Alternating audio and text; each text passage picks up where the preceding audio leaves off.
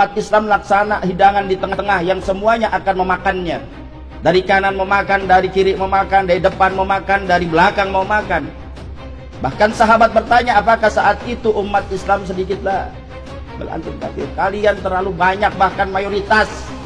Tapi mayoritas kalian laksana buih di tengah lautan. Kenapa? Nggak punya prinsip dalam berakidah, nggak punya prinsip dalam beragama, gampang terombang-ambing. Bahkan ulamanya pun sudah terbelah, terbagi dua. Ada ulama su' dan ulama khair.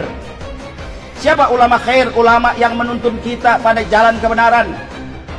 Ulama yang berani mengatakan yang hak itu hak, yang batil itu batil. Ulama yang akan dibenci, dicaci maki oleh orang-orang munafik dan orang-orang kafir. Itulah ulama-ulama khair yang wajib bagi kita untuk mengikuti mereka, saudara. Dan siapa ulama-ulama su'? Ulama-ulama yang hanya memikirkan dirinya, memikirkan kelompoknya, memikirkan organisasinya saja. Dia tidak akan pernah marah ketika agamanya dihina. Dia tidak akan pernah marah ketika nabinya dinistakan. Dia tidak akan pernah marah ketika kitab sucinya dilecehkan, saudara. Itulah ulama su'. Mengapa ada ulama su'? Apa yang menjerat mereka? Ya, sebab mereka sudah terkena al-wahan. Ma huwal wahan? Hubbud dunya wa karahiyatul maut. Terlalu cinta kepada dunia dan takut akan kematian. Terlalu cinta kepada materi, terlalu cinta kepada jabatan, terlalu cinta kepada nama besar.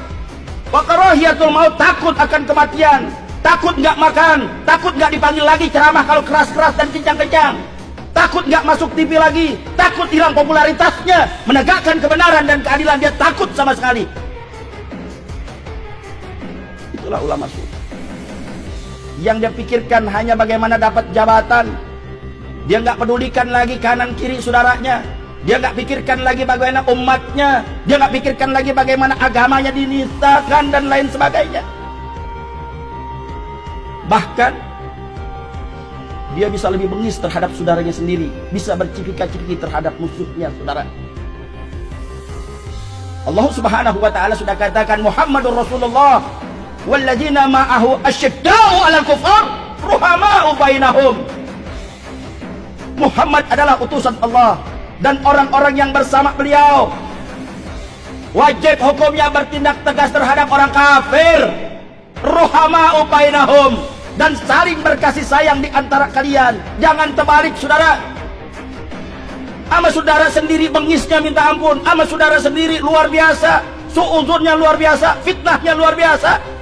Tapi terhadap orang-orang kafir, bahkan kafir harbi, mereka bisa cipika-cipiki, mereka bisa bekerja sama hanya untuk kepentingan dunia saja, saudara. Bersatu. Apapun mazhab kita, apapun keturunan kita, selama negakkan kebenaran dan keadilan, ayo kita bersatu. Kulli haq walau kana murran, kata Nabi. Katakan yang hak walaupun itu pahit. Katakan yang hak walaupun kau akan difitnah. Katakan yang hak walaupun kau akan dipenjara. Dan katakan yang hak walaupun kau akan dibunuh. Tidak lain dan tidak bukan, kita kudu bersatu. Dan saya ingatkan kepada pemerintah Republik Indonesia, jangan suuzon terhadap umat Islam.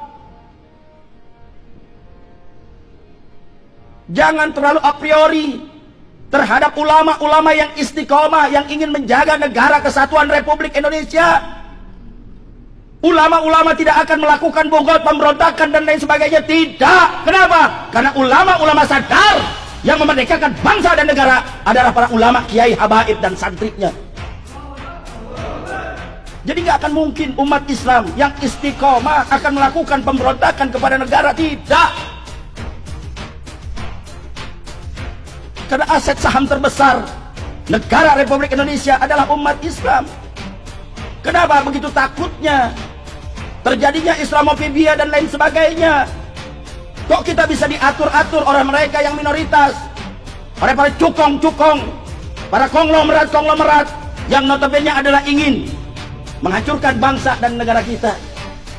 Dalam segi ekonomi tadi sudah dikatakan Indonesia ini nggak mungkin jadi miskin, tapi saat ini jadi miskin. Kenapa? Kita tidak pernah mau bersyukur kepada Allah, jauh dari syariat Allah, meninggalkan bagaimana ajaran dari baginda Nabi. Jauh dari itu semua.